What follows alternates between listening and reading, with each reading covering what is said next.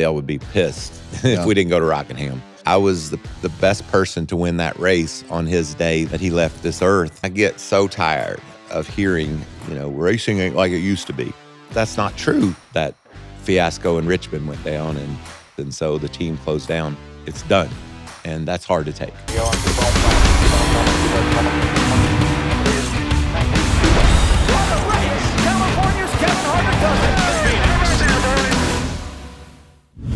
Welcome to Kevin Harvick's Happy Hour, presented by Echo Park Automotive and NASCAR on Fox. I'm Kevin Harvick, and today we have Michael Waltrip in the chair. Thanks for coming by, Mike. This is very intimate. Yeah, well, we like to keep it personal, one-on-one, every opportunity that we can. But I had you in. We had this idea with Rockingham back on the schedule, and going to Rockingham. There's a lot of things that I think back to in 2001, and you look back at that for me personally, and I know for you personally, it was a very difficult time in life to really understand. And now we're way removed from everything that happened that day. But talk me through just going to the Daytona 500 and winning, and then having to go to Rockingham. And the things that you remember about that particular weekend. For me, the biggest thing that stuck out is the press conference. Yeah. I tell people all the time, I'll never sit in a press conference that big again. I'll never see that many cameras, people, and feel I hope I never feel the way that I did on that particular day. Confused, sad, happy, didn't really know where to even sit. But walk me back through just that week after winning the biggest race of your life, having Dale pass, and now we got to go race. Yeah, I thought in my mind, there was going to be indecision. Do we go to Rockingham? Yeah. Or do we set it out in honor? And we decided collectively as a group, and certainly correctly, Dale would be pissed if we didn't go to Rockingham. Yeah. So, we went down there, and I just found through God and faith that the reason why I won that Daytona 500 that day is because I didn't have to, it wasn't about me. It was about the team, and it was about Dale giving me this wonderful opportunity. And, I believe when you come on this earth, your days are numbered. God knows when you're leaving, and when it's your time, you're going. And so that faith, and then my belief that I was the best person to win that race on his day that he left this earth, that helped me through it all. The press conference, I thought, worked good because I was able to share that story and tell people that, that I believe that Dale was in a better place, and that's how I moved forward. Now, we had tested down there and ran really good in the test, and getting in the race car and getting out there, that was hard. That was probably the hardest part for me, not the press conference, but just going to work. That should be what your escape is. You pull that helmet on and you put the problems of the world behind you, and you just go race. But in my life, in my racing life, that's pretty much what it was. But that weekend, that was hard. It didn't really, I didn't really, I didn't feel like being there. Yeah. When it came time to race, and I couldn't get my energy around this wonderful opportunity because it felt just so different than it had the months leading up. In my racing career, I've never experienced the energy and the positivity and the excitement for a season like I had the 2001 season. Yeah. We tested well everywhere we went, and Dale was my mentor. He was telling me what I needed to think about and do. I'd never had that before. We had a pre-race meeting in Daytona, explaining to me and Dale Jr. how we were going to win the race. And I'm like, holy crap, no wonder I haven't done very good so far. I haven't ever had all this before. And I had all that, and I took the checkered flag in the 500, and I'm like, yes, this is perfect. And then we'd find out it was far from it. And so when I got to Rockingham, it just didn't work for me. I couldn't. I think I finished 14th or 15th, and Park won, which was awesome. I got to high-five him on the front straightaway. But for me, it was just a tough, and I think for Dale Jr. too, it was just a tough weekend. Yeah, when you go back and you look at that DEI, just the way that it was all developed. And I got to spend a little bit of time there with Hornaday during his truck time. And then you see the Cup teams start to develop. Who was kind of corralling everybody? Who was the one that corralled everybody during the week leading up to Rockingham to say, okay, this is what we're going to do. Here's the plan. Because it sounds like it was always Dale when it came to those Cup cars as to building it and putting everything in place for all you guys to drive. Who kind of took charge after that? Ty and Teresa. Yeah. They made sure we knew that we were going to move forward, and that was our direction. And they were the ones. Kevin, I don't really specifically remember after Rockingham going to Vegas, going to Atlanta. I'm the same. I don't remember any of that. I just remember the week after the 500 that, Ty was my buddy and Teresa said, this is what we're going to do. And that was the direction, and off we went. Yeah. And you look back at Rockingham in general, are there things in your racing career that you look at Rockingham and say, this was great, that was fun? Tell me about some of your Rockingham experiences in general. I know we're talking about that 2001, but there's you raced at so many different places, and there's all these, you always have great stories about something. Tell me about Rockingham and how it was a part of your career as you went through driving. Well, my first start at Rockingham was in the Darlington Dash Series in '83. And believe this or not, in 1983, the whole Darlington Dash Series season was, 14 races. I sat on 13 poles. Oh, wow. And the only pole I didn't sit on was Rockingham, because I just couldn't figure it out. I couldn't get my foot down when it needed to go down. And I ended up, I think I might have won the race. I don't really remember. I won 6 times. I know I won Darlington, so that was cool. But just how tough that place was. And I think that talking to the some of the truck racers that are going there for the races this year, they're like, it's wide open. It's pedal to the metal. I said, no, it's not. Yeah. You know how challenging and slick and slippery that place was. And so I couldn't get the pole, but I did figure out it in the race, and I think I won the race. But a funny story about Rockingham, I got a couple. I came off turn 4 and there was a wreck, and I either dove to miss it or somebody hit me. And at the end of the pit wall on the front straightaway, there was these big barrels of water. And I hit those barrels of water, and the video of water just shooting sky high. And it all came down on me, and I'm wet. And I'm like, oh no, I'm bleeding to death. I thought I was bleeding out.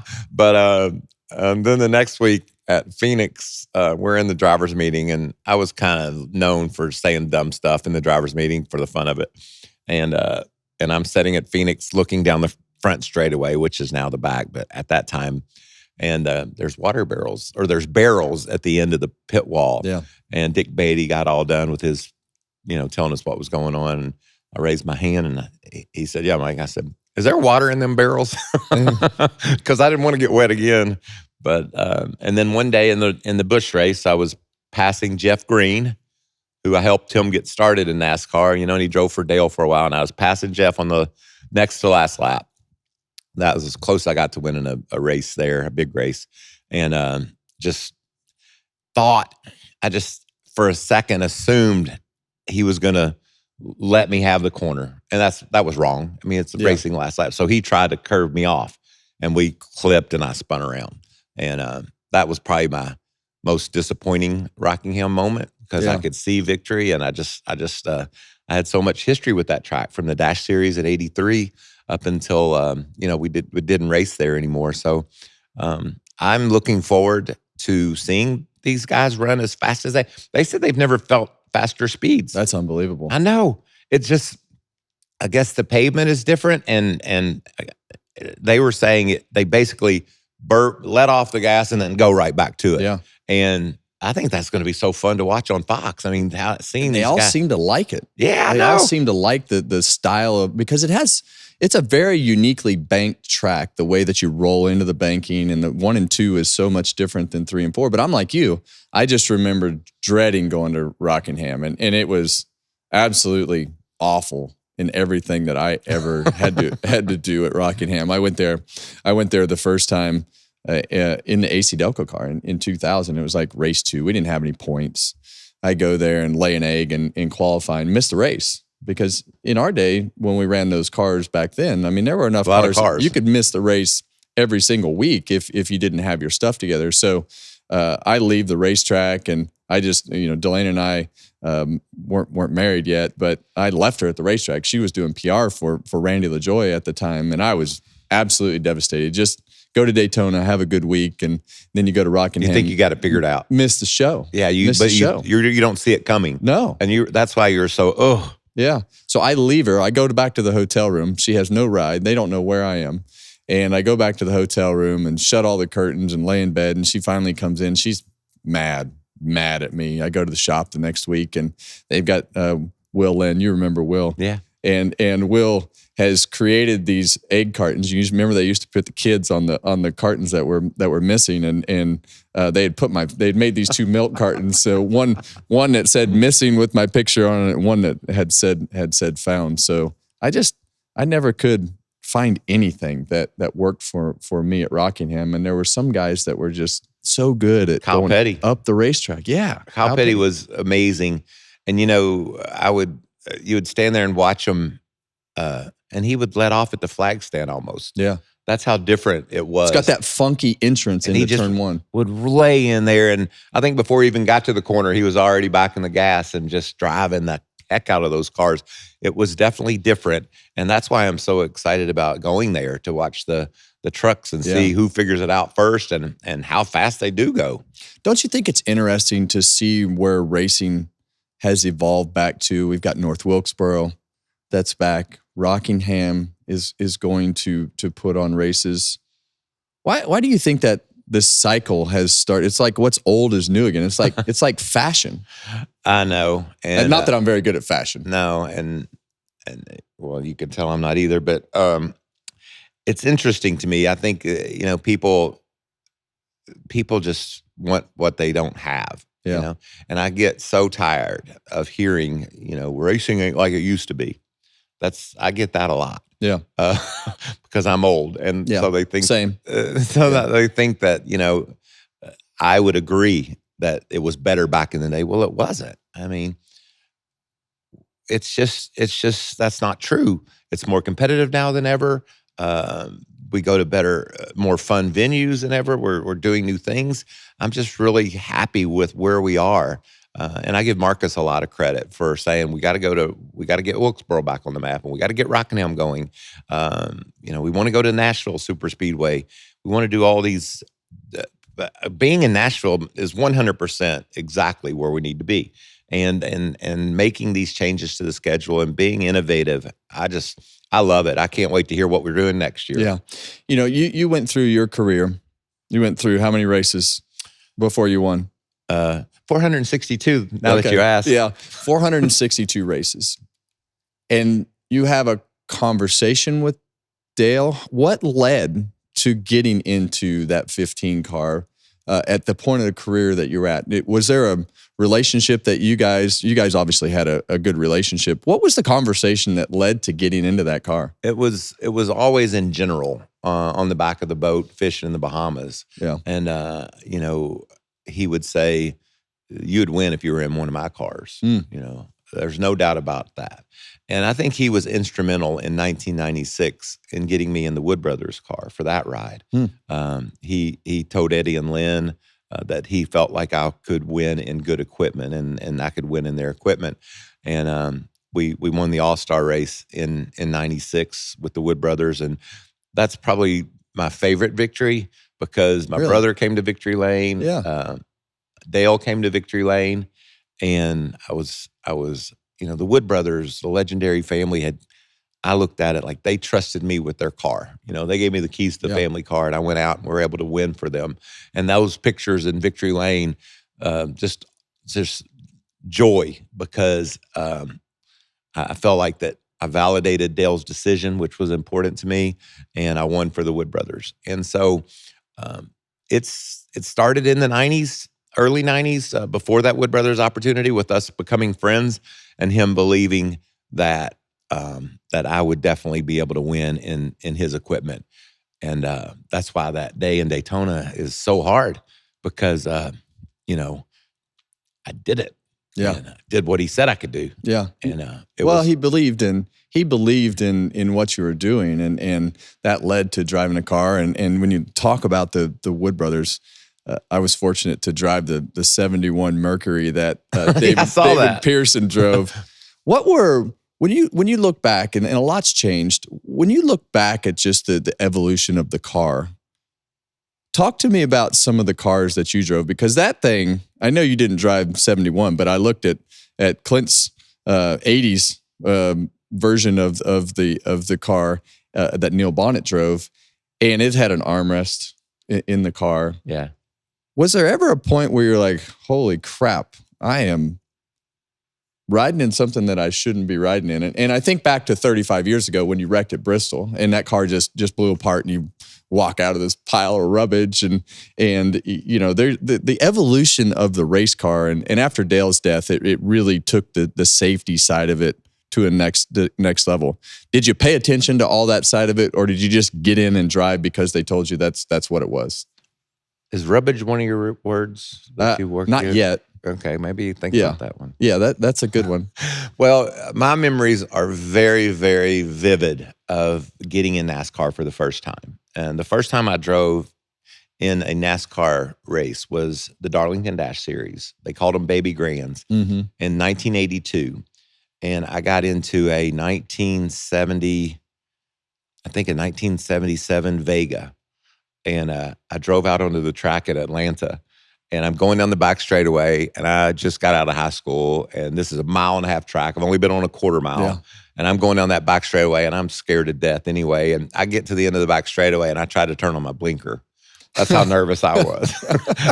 So fast forward to 1985, just a few years later, I'm in a Cup car for the first time. Yeah. And this baby it's spacious, you know, like you said. It had an armrest. You could have a cup holder in there. You could feel like you should be looking for somebody in the back seat. It's just, they were huge. Yeah. And a lot of power, probably more than now. And so that was so wild to me. And I tell you that to tell you this. I lived it through the 80s and into the 90s, and in Detroit, the cars were shrinking.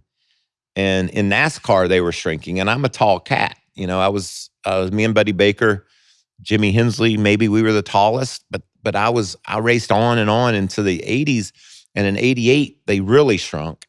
And I went to Mr. France, and I said, y'all are about to squeeze me out of a job. Yeah. Like, there's no reason for these cars to be shrinking so much, because like they built a new car for me once, Kevin, and my head was above the roll bar. Yeah. And I'm like, because of aerodynamics and what we were learning, and smaller was faster. And I asked Mr. France, I said, there's two things I'd like you to do. I'd like you to mandate the size of the chassis and make us put a body around it. And if it's bigger, great. That means more room for the stickers, for the decals, for the sponsors. And then secondarily, I feel like you ought to weigh the drivers with the car, because it's a disadvantage to me. Jeff Gordon, when he showed up, he weighed probably 100 pounds less than me. Yeah. And so I said, that's not fair. And it was so cool. Mr. France was the leader, and he was in charge, as you very well know. Yeah. And he said, and I had it all. Buffy, she did it for me on a computer. That's when computers just started. Anyway, She printed it all out for me, and I had my presentation. I took it to him. He's like, that's very well done, Mike. And this was in January or whatever. He said, got a lot of stuff going on in NASCAR right now. We won't get to this year, but we'll look at it next year. That's funny. And he had a way of being able to put things to you that you didn't want to hear, but you're okay with. Yeah. I told Buffy, I said, he's gonna look at that. Yeah. And then somebody told me that when he says he's gonna look at something, it means go. Yeah. You know how. Gonna crumble it up and throw it in the trash. Yeah. So when eventually all that happens. You look back at all the experience and things that you were able to go through from the driving side of things. You go to the ownership side, and you start to own your own cars. When was the first car that you owned as an owner? Did you drive it? Did you have somebody else drive it? Was it a late model, Xfinity car, Busch car, Cup car? What was it? It was a Busch car, and I had a shop behind my house. And you have to know the generation or the era that I grew up in. All the top Cup guys had their own Busch teams. You know, Darrell had one, Dale had one, Dale Jarrett. That's how he kind of got his way, and he kept his going. Everybody, Bobby Allison, that's how he did it. Davey, everybody did that. You know, they were Cup drivers on Sunday, but then they had their own little hobby, and they go out back to the shop, whether it was in an industrial park or in my case behind the house, and they would build cars. And back in the day, you know, it was much different. You go to one guy and get a chassis, you go to another guy, he'll put a body on it for you, and then you get somebody and they supply you, or you buy an engine or lease an engine, and then you set it up and put the stickers on it and go racing. And so that was what year was that? 1995. I got the opportunity to go drive for the Woodses in 96. The gentleman, Chuck Ryder, that owned my Bahari Pennzoil car, he wouldn't allow me to do that. And the Wood brothers said, we don't care. And so built some cars in behind my garage, or in behind my house in my garage. And we were able to take that and win races as me being the driver and the owner. And then we got Rudeman to drive for us, and gave Patty Moise some races. Shauna Robinson drove for us, Dale Earnhardt. So it was just a project. You know, I had a great sponsor in Aaron's. And by the way, we reunited a couple of weeks ago, and I got to race the Aaron's Dream Machine. It was a 4-door Crown Vic. Oh my God! And I raced it what? In the Freedom 500. Oh, Cletus McFarland. Cletus's race, yeah. And I was soaring like a bald eagle. You ought to see me out there in that thing. But anyway, Aaron sponsored me, so we got back together. Yeah. My throwback weekend was in Bradenton, and but the winning those races and what we were able to accomplish from my shop behind the garage led to the opportunity with Toyota and to be able to go Cup racing. We had done some one-off Cup races with my team from behind my house. And really? In fact, yeah, Kenny Wallace ran Buckshot Jones led Talladega. Buckshot Jones, that's a throwback. He led I won Talladega in the fall of 03, and he was driving one of my cars, and he led some of the race. So you don't think I left Talladega that day thinking I had it all figured out? Oh, yeah. So those are great memories. Kenny Wallace, he made the Daytona 500 in a car that we built from behind my house. So we had a lot of success, and everything was going along exactly like I'd hoped it would. Until they started the 2007 Cup season, and we brought 3 Toyotas to Daytona to run the 500. Dale Jarrett drove for us. First year, yeah. You know, I was so proud of what we built, and we get there, and one of the crew guys and a buddy of his rubbed something. I don't even know what it was. Rubbed something in the intake manifold before qualifying. We couldn't qualify. We made the race in the 125, but you talked about you missing Rockingham that day. I did the same thing you did. I went and got in my bus and locked the door and didn't let anybody come near me because I was distraught. My baby, what I had built, and 10 years in the making. And, you know, we had this huge controversy deeming us cheaters. And that was really hard for me. And then the second thing that was hard for me, there were 51 full-time funded Cup teams for 43 starts, 43 spots. And we missed most of the races the first half of 2007. Yeah.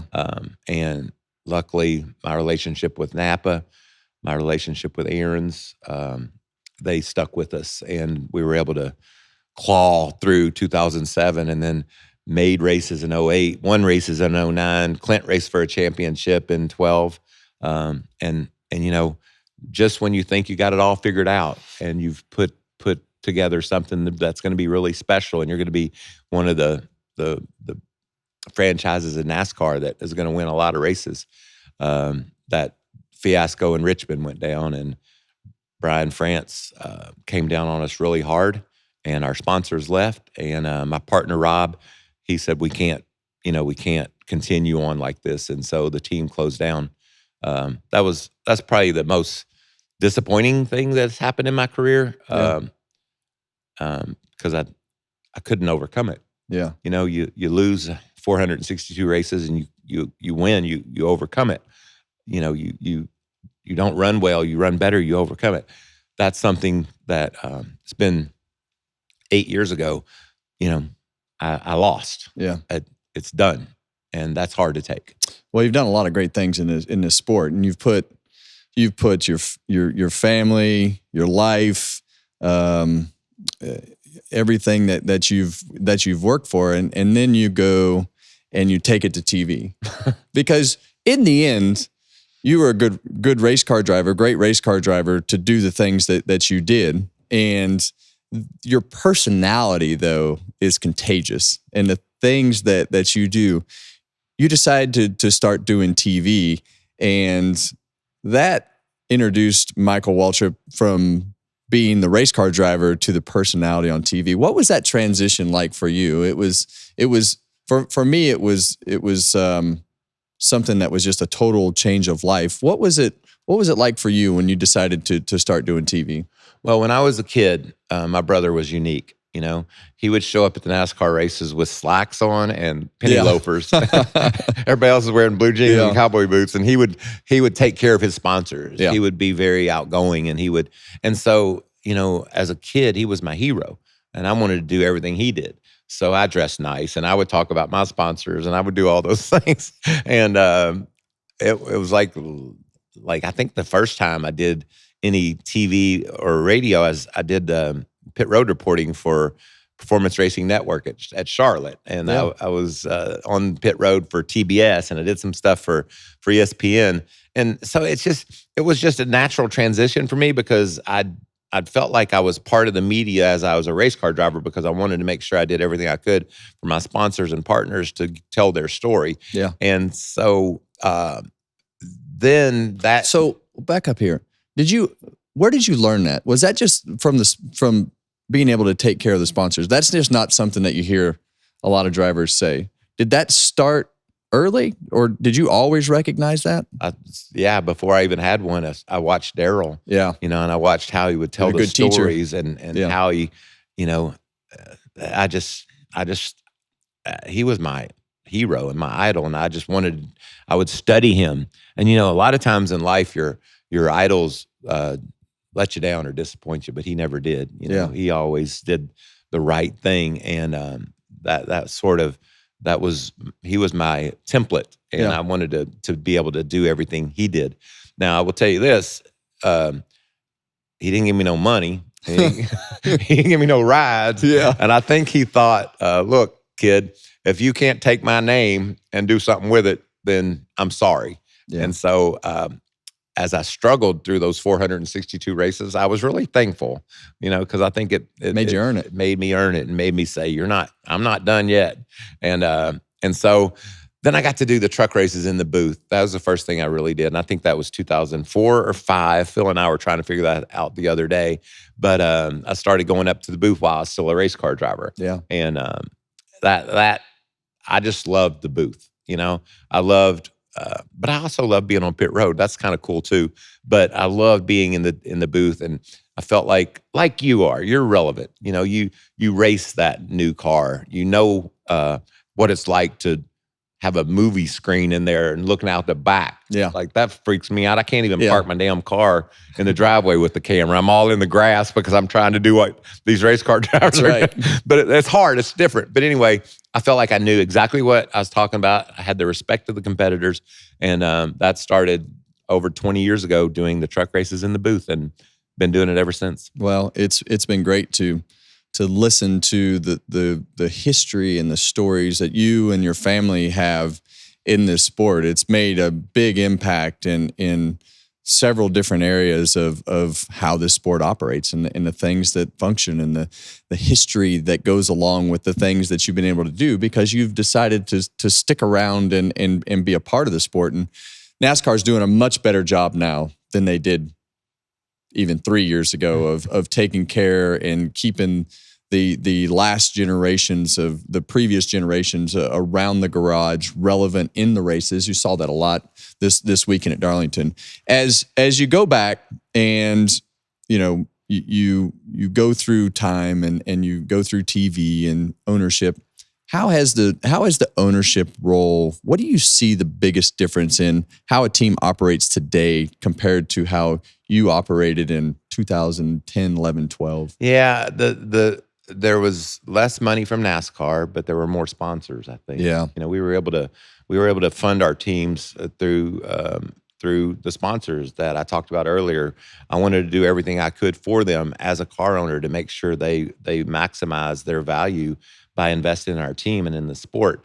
And a lot of people today, I don't think understood what we built as a race shop in Cornelius that was doors open, fans friendly. We wanted people to be able to come in and see us build the cars and understand what all went into the preparation.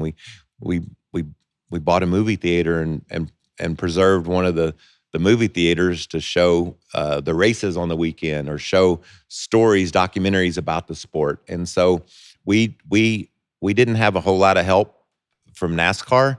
I remember how much bigger the checks got in 2001 when they did the new TV deal. Right. But then, after that, there wasn't a whole lot of us going to NASCAR and saying, we need more money. And in my opinion, in fairness to NASCAR, we were getting the sponsorships. We were making it work. Now, in 2007, when we didn't make races, we weren't making it work. Yeah. When we stumbled out of the gate, but by the time we got competitive with all the sponsors we had, we were able to make ends meet. Now, I'll tell you this too. I had a partner that did really well in life, and he loved cars. And Rob Kaufman invested in the team. And if we needed to spend a little bit more money in order to be able to have better aerodynamics, or if we needed to add to the engineer department and we didn't have the budget to do it with the sponsorship, he would put that money in. Yeah. And so I think that's the case with a lot of owners. They did that throughout that period, and that's just how it worked. Nowadays, we know obviously about the lawsuit and the controversy or the difference of opinion on how this thing should go forward is happening now. We weren't there back then. Yeah. Well, it's definitely a different era. Who's your favorite driver currently on the Cup side? Can I have two or just one? You can have two. Tyler and Kyle Larson. Okay. I like Reddick, and I like his attitude. And you got to love Kyle Larson. Yeah. Everybody loves Kyle Larson. He just drives the shit out of it. But yeah, but with the grid walk, it's just so refreshing to see smiling faces. You know, you walk up to somebody and Christopher Bell's the damnedest thing I ever seen. I mean, he's just so kind, and we're on the grid in Austin, and we're talking to him, and he's just, I don't know, it just makes you feel good to be with him. And Todd Gilliland, Cindric, there's so many of them that they're all so nice to me. They're also young. Yeah, and people have no idea how young our generation of drivers really is. I mean, know. Denny Hamlin's 44, but and we're talking about him being the old guy. Yeah, he's the old guy. Yeah. And when you left, you were the old guy. That's right. Yeah, somebody has to be the oldest guy. Well, it's Denny now. Yeah. But just, just raw talent. I like Tyler and I like Kyle Larson. Those are my guys. I've been friends with Denny a long time. Yeah. And he likes to make fun of me, so he's not my favorite driver. Well, last question. What was your first car that you drove on the road that you bought? That I bought? Or it was given to you, whatever. What was your first car that you drove on the street? A four-door Ford Gran Torino, and it was my mom's car. Okay. So I didn't buy it, and it wasn't mine. I drove her car. My dad worked at Pepsi, and he gave me I worked at Wendy's for a couple of weeks. I cut my finger on a tomato slicer and I quit because I said, this is too dangerous. Not my job. No, I can't do this. I might get hurt. And so then Dad, he worked at Pepsi, and I was making $2.35 an hour at Wendy's. And he said, you can work part-time at Pepsi, and it paid $450. Doubled it. First check I got, I went and bought a 1981 Z28. Oh. And so that was my first car. Was that a bad move? It was a bad move. I had an 88 IROC Camaro. That was a bad move. Yeah. Burned gas and the back tires off of it. Yeah. That wasn't good because I knew the guy at the Chevy dealership and I got it.